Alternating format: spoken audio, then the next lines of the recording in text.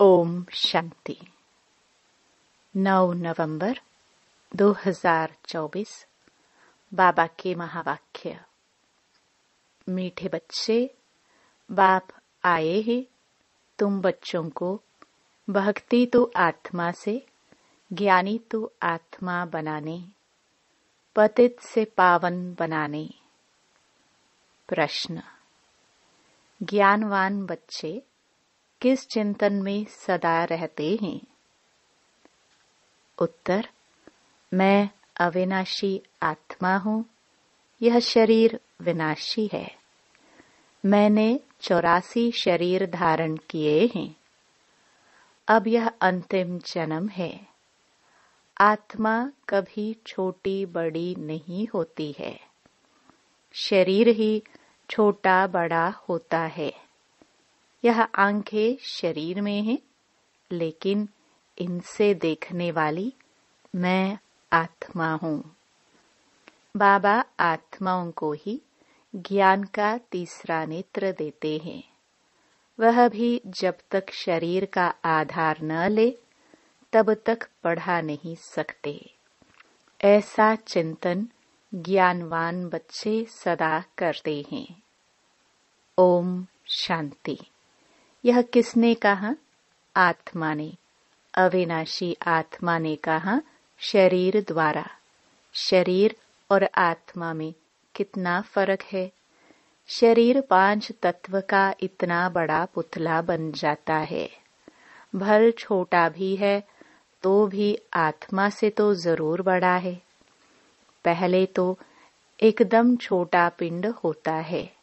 जब थोड़ा बड़ा होता है तब आत्मा प्रवेश करती है। बड़ा होते होते फिर इतना बड़ा हो जाता है। आत्मा तो चैतन्य है ना। जब तक आत्मा प्रवेश न करे तब तक पुतला कोई काम का नहीं रहता है। कितना फर्क है। बोलने चलने वाली भी आत्मा ही है। वह इतनी छोटी सी बिंदी ही है। वह कभी छोटी बड़ी नहीं होती, विनाश को नहीं पाती। अब वह परम आत्मा बाप ने समझाया है कि मैं अविनाशी हूँ और यह शरीर विनाशी है। उनमें मैं प्रवेश कर पाठ बजाता हूँ। यह बातें तुम अभी चिंतन में लाते हो। आगे तो न आत्मा को जानते थे न परमात्मा को जानते थे। सिर्फ कहने मात्र कहते थे, हे परमपिता परमात्मा। आत्मा भी समझते थे, परंतु फिर कोई ने कहा तुम परमात्मा हो। यह किसने बतलाया? इन भक्ति मार्ग के गुरुओं और शास्त्रों ने। सतयुग में तो कोई बतलाएंगे नहीं। अभी बाप ने समझाया है, तुम मेरे बच्चे हो। आत्मा नेचुरल है, शरीर अननेचुरल मिट्टी का बना हुआ है। जब आत्मा है तो बोलती चालती है। अभी तुम बच्चे जानते हो, हम आत्माओं को बाप आकर समझाते हैं। निराकार शिव बाबा इस संगम युग पर ही इस शरीर द्वारा आकर सुनाते हैं। यह आंखें तो शरीर में रहती ही हैं। अभी बाप ज्ञान चक्षु देते हैं। आत्मा में ज्ञान नहीं है तो अज्ञान चक्षु है। बाप आते हैं तो आत्मा को ज्ञान चक्षु मिलते हैं। आत्मा ही सब कुछ करती है। आत्मा कर्म करती है शरीर द्वारा। अभी तुम समझते हो, बाप ने यह शरीर धारण किया है। अपना भी राज बताते हैं। सृष्टि के आदि मध्य अंत का राज भी बताते हैं। सारे नाटक का भी नॉलेज देते हैं। आगे तुमको कुछ भी पता नहीं था। हाँ, नाटक जरूर है। सृष्टि का चक्र फिरता है, परंतु कैसे फिरता है यह कोई नहीं जानते हैं। रचयिता और रचना के आदि मध्य अंत का ज्ञान अभी तुमको मिलता है। बाकी तो सब है भक्ति। बाप ही आकर तुमको ज्ञानी तो आत्मा बनाते हैं, आगे तुम भक्ति तो आत्मा थे। तो आत्मा भक्ति करते थे, अभी तुम आत्मा ज्ञान सुनते हो। भक्ति को कहा जाता है अंधियारा। ऐसे नहीं कहेंगे भक्ति से भगवान मिलता है। बाप ने समझाया है भक्ति का भी पाठ है, ज्ञान का भी पाठ है। तुम जानते हो हम भक्ति करते थे तो कोई सुख नहीं था। भक्ति करते धक्का खाते रहते थे, बाप को ढूंढते थे। अभी समझते हो यज्ञ तप दान पुण्य आदि जो कुछ करते थे, ढूंढते ढूंढते धक्का खाते खाते तंग हो जाते हैं, तमो प्रधान बन जाते हैं। क्योंकि गिरना होता है ना, झूठे काम करना, छीछी होना होता है। पतित भी बन गए। ऐसे नहीं कि पावन होने के लिए भक्ति करते थे। भगवान से पावन बनने बगैर हम पावन दुनिया में जा नहीं सकेंगे। ऐसे नहीं कि पावन बनने बगैर भगवान से नहीं मिल सकते। भगवान को तो कहते हैं आकर पावन बनाओ। पतित ही भगवान से मिलते हैं पावन होने के लिए। पावन से तो भगवान मिलता नहीं। सतयुग में थोड़े ही इन लक्ष्मी नारायण से भगवान मिलता है। भगवान आकर के तुम पतितों को पावन बनाते हैं और तुम यह शरीर छोड़ देते हो। पावन तो इस तमो प्रधान पतित सृष्टि में रह नहीं सकते। बाप तुमको पावन बनाकर गुम हो जाते हैं। उनका पाठ ही ड्रामा में वंडरफुल है। जैसे आत्मा देखने में आती नहीं है, भल साक्षात्कार होता है तो भी समझ ना सके। और तो सबको समझ सकते हैं, यह फलाना है, यह फलाना है, याद करते हैं, चाहते हैं फलाने का चैतन्य में साक्षात्कार हो, और तो कोई मतलब नहीं। अच्छा, चैतन्य में देखते हो फिर क्या? साक्षात्कार हुआ फिर तो गुम हो जाएगा। अल्पकाल क्षण भंगुर सुख की आश पूरी होगी। उसको कहा जाएगा अल्पकाल क्षण भंगुर सुख। साक्षात्कार की चाहना थी, वह मिला। बस यहाँ तो मूल बात है पतित से पावन बनने की। पावन बनेंगे तो देवता बन जाएंगे, अर्थात स्वर्ग में चले जाएंगे। शास्त्रों में तो कल्प की आयु लाखों वर्ष लिख दी है। समझते हैं कलयुग में अजुन 40,000 वर्ष पड़े हैं। बाबा तो समझाते हैं सारा कल्प ही 5,000 वर्ष का है। तो मनुष्य अंधियारे में है ना, उसको कहा जाता है घोर अंधियारा। ज्ञान कोई में है नहीं, वह सब है भक्ति। रावण जब से आता है तो भक्ति भी उनके साथ है, और जब बाप आते हैं तो उनके साथ ज्ञान है। बाप से एक ही बार ज्ञान का वर्षा मिलता है, घड़ी घड़ी नहीं मिल सकता। वहां तो तुम कोई को ज्ञान देते नहीं, दरकार ही नहीं। ज्ञान उनको मिलता है जो अज्ञान में है। बाप को कोई भी जानते ही नहीं। बाप को गाली देने बगैर कोई बात ही नहीं करते। यह भी तुम बच्चे अभी समझते हो। तुम कहते हो ईश्वर सर्वव्यापी नहीं है, वह हम आत्माओं का बाप है, और वह कहते कि नहीं, परमात्मा ठिक्कर भीतर में है। तुम बच्चों ने अच्छी तरह समझा है। भक्ति बिल्कुल अलग चीज है, उनमें जरा भी ज्ञान नहीं होता। समय ही सारा बदल जाता है। भगवान का भी नाम बदल जाता है, फिर मनुष्यों का भी नाम बदल जाता है। पहले कहा जाता है देवता, फिर क्षत्रिय, वैश्य, शूद्र। वह दैवी गुणों वाले मनुष्य हैं और यह हैं आसुरी गुणों वाले मनुष्य। बिल्कुल छीछी हैं। गुरु नानक ने भी कहा है, असंख्य चोर। मनुष्य कोई ऐसा कहे तो उनको झट कहेंगे, तुम यह क्या गाली देते हो। परंतु बाप कहते हैं, यह सब आसुरी संप्रदाय हैं। तुमको क्लियर कर समझाते हैं। वह रावण संप्रदाय, वह राम संप्रदाय। गांधी जी भी कहते थे, हमको राम राज्य चाहिए। राम राज्य में सब निर्विकारी हैं, रावण राज्य में है सब विकारी। इनका नाम ही है वेश्यालय, रौरव नरक है ना। इस समय के मनुष्य विषय वैतरणी नदी में पड़े हैं। मनुष्य, जानवर आदि सब एक समान है। मनुष्य की कोई भी महिमा नहीं है। 5 विकारों पर तुम बच्चे जीत पाकर मनुष्य से देवता पद पाते हो। बाकी सब खत्म हो जाते हैं। देवताएं सतयुग में रहते थे, अभी इस कलयुग में असुर रहते हैं। असुरों की निशानी क्या है? 5 विकार। देवताओं को कहा जाता है संपूर्ण निर्विकारी और असुरों को कहा जाता है संपूर्ण विकारी।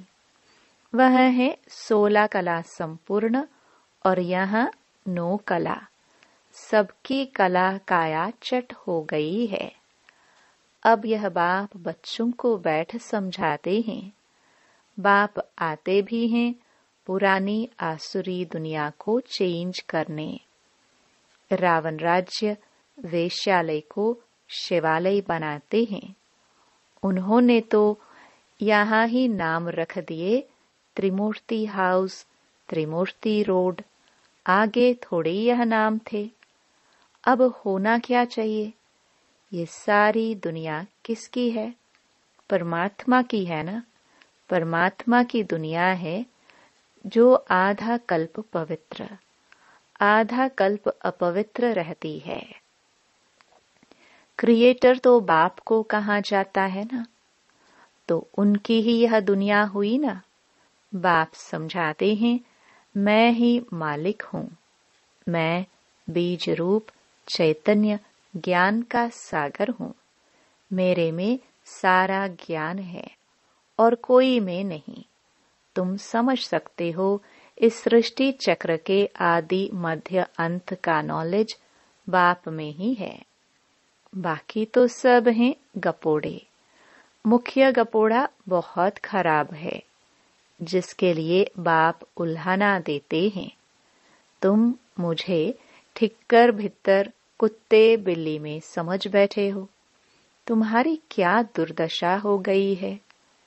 नई दुनिया के मनुष्यों और पुरानी दुनिया के मनुष्यों में रात दिन का फर्क है।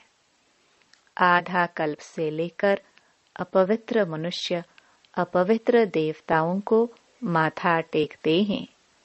यह भी बच्चों को समझाया है। पहले पहले पूजा होती है शिव बाबा की। जो शिव बाबा ही तुमको पुजारी से पूज्य बनाते हैं। रावण तुमको पूज्य से पुजारी बनाते हैं। फिर बाप ड्रामा प्लान अनुसार तुमको पूज्य बनाते हैं। रावण आदि यह सब नाम तो है ना। दशहरा जब मनाते हैं तो कितने मनुष्यों को बाहर से बुलाते हैं, परंतु अर्थ कुछ नहीं समझते। देवताओं की कितनी निंदा करते हैं। ऐसी बातें तो बिल्कुल है नहीं। जैसे कहते हैं ईश्वर नाम रूप से न्यारा है, अर्थात नहीं है। वैसे यह जो कुछ खेल आदि बनाते हैं वह कुछ भी है नहीं। यह सब है मनुष्यों की बुद्धि। मनुष्य मत को आसुरी मत कहा जाता है। यथा राजा रानी तथा प्रजा सब ऐसे बन जाते हैं। इनको कहा ही जाता है डेविल वर्ल्ड। सब एक दो को गाली देते रहते हैं। तो बाप समझाते हैं, बच्चे जब बैठते हो तो अपने को आत्मा समझ बाप को याद करो। तुम अज्ञान में थे तो परमात्मा को ऊपर में समझते थे। अभी तो जानते हो बाप यहाँ आया हुआ है, तो तुम ऊपर में नहीं समझते हो। तुमने बाप को यहाँ बुलाया है इस तन में। तुम जब अपने अपने सेंटर्स पर बैठते हो तो समझेंगे शिव बाबा मधुबन में इनके तन में हैं। भक्ति मार्ग में तो परमात्मा को ऊपर में मानते थे। हे भगवान, अभी तुम बाप को कहाँ याद करते हो? क्या बैठकर करते हो? तुम जानते हो ब्रह्मा के तन में है तो जरूर यहाँ याद करना पड़ेगा। ऊपर में तो है नहीं, यहाँ आया हुआ है पुरुषोत्तम संगम युग पर। बाप कहते हैं, तुमको इतना ऊंच बनाने मैं यहाँ आया हूँ। तुम बच्चे यहाँ याद करेंगे, भक्त ऊपर में याद करेंगे। तुम भल विलायत में होंगे तो भी कहेंगे ब्रह्मा के तन में शिव बाबा है। तन तो जरूर चाहिए ना। कहाँ भी तुम बैठे होंगे तो जरूर यहाँ याद करेंगे। ब्रह्मा के तन में ही याद करना पड़े। कई बुद्धिहीन ब्रह्मा को नहीं मानते हैं। बाबा ऐसे नहीं कहते ब्रह्मा को याद न करो। ब्रह्मा बगैर शिव बाबा कैसे याद पड़ेगा? बाप कहते हैं, मैं इस तन में हूँ, इसमें मुझे याद करो। इसलिए तुम बाप और दादा दोनों को याद करते हो। बुद्धि में यह ज्ञान है, इनकी अपनी आत्मा है। शिव बाबा को तो अपना शरीर नहीं है। बाप ने कहा है, मैं इस प्रकृति का आधार लेता हूँ। बाप बैठ सारे ब्रह्मांड और सृष्टि के आदि मध्य अंत का राज समझाते हैं और कोई ब्रह्मांड को जानते ही नहीं। ब्रह्म जिसमें हम और तुम रहते हो, सुप्रीम बाप नॉन सुप्रीम आत्माएं रहने वाली उस ब्रह्मलोक शांति धाम की हैं। शांति धाम बहुत मीठा नाम है। यह सब बातें तुम्हारी बुद्धि में है। हम असुल के रहवासी ब्रह्म महतत्व के हैं, जिसको निर्वाण धाम वानप्रस्थ कहा जाता है। यह बातें अभी तुम्हारी बुद्धि में है। जब भक्ति है तो ज्ञान का अक्षर नहीं। इनको कहा जाता है पुरुषोत्तम संगम युग, जबकि चेंज होती है। पुरानी दुनिया में असुर रहते हैं, नई दुनिया में देवताएं रहते हैं, तो उनको चेंज करने लिए बाप को आना पड़ता है। सतयुग में तुमको कुछ भी पता नहीं रहेगा। अभी तुम कलयुग में हो तो भी कुछ पता नहीं है। जब नई दुनिया में होंगे तो भी इस पुरानी दुनिया का कुछ पता नहीं होगा। अभी पुरानी दुनिया में हो तो नई का मालूम नहीं है। नई दुनिया कब थी पता नहीं, वह तो लाखों वर्ष कह देते हैं। तुम बच्चे जानते हो, बाप इस संगम युग पर ही कल्प कल्प आते हैं। आकर इस वैरायटी झाड़ का राज समझाते हैं और यह चक्कर कैसे फिरता है वह भी तुम बच्चों को समझाते हैं। तुम्हारा धंधा ही है समझाने का। अब एक एक को समझाने से तो बहुत टाइम लग जाए, इसलिए अभी तुम बहुतों को समझाते हो, बहुत समझते हैं। यह मीठी मीठी बातें फिर बहुतों को समझानी है। तुम प्रदर्शनी आदि में समझाते हो ना, अब शिव जयंती पर और भी अच्छी रीति बहुतों को बुलाकर समझाना है। खेल की ड्यूरेशन कितनी है? तुम तो एक्यूरेट बताएंगे। यह टॉपिक्स हुई, हम भी यह समझाएंगे। तुमको बाप समझाते हैं ना, जिससे तुम देवता बन जाते हो। जैसे तुम समझकर देवता बनते हो, वैसे औरों को भी बनाते हो। बाप ने हमको यह समझाया है। हम किसकी ग्लानि आदि नहीं करते हैं। हम बतलाते हैं ज्ञान को सद्गति मार्ग कहा जाता है। एक सतगुरु ही है पार करने वाला। ऐसी ऐसी मुख्य पॉइंट्स निकाल कर समझाओ। यह सारा ज्ञान बाप के सिवाय कोई दे नहीं सकता है।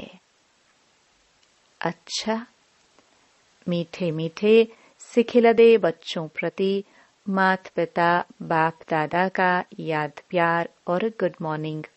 रूहानी बाप की रूहानी बच्चों को नमस्ते। धारणा के लिए मुख्य सार। पहला, पुजारी से पूज्य बनने के लिए संपूर्ण निर्विकारी बनना है। ज्ञानवान बन स्वयं को स्वयं ही चेंज करना है। अल्पकाल सुख के पीछे नहीं जाना है। दूसरा, बाप और दादा दोनों को ही याद करना है। ब्रह्मा बिगर शिव बाबा याद आ नहीं सकता। भक्ति में ऊपर याद किया, अभी ब्रह्मा तन में आया है तो दोनों ही याद आने चाहिए। वरदान, हर कर्म में विजय का अटल निश्चय और नशा रखने वाले अधिकारी आत्मा भव। विजय हमारा जन्म सिद्ध अधिकार है। इस स्मृति से सदा उड़ते चलो। कुछ भी हो जाए, ये स्मृति में लाओ कि मैं सदा विजयी हूँ। क्या भी हो जाए, यह निश्चय अटल हो। नशे का आधार है ही निश्चय। निश्चय कम तो नशा कम। इसलिए कहते हैं निश्चय बुद्धि विजयी। निश्चय में कभी कभी वाले नहीं बनना। अविनाशी बाप है तो अविनाशी प्राप्ति के अधिकारी बनो। हर कर्म में विजय का निश्चय और नशा हो। स्लोगन, बाप के स्नेह की छत्र छाया के नीचे रहो तो कोई भी विघ्न ठहर नहीं सकता। ओम शांति।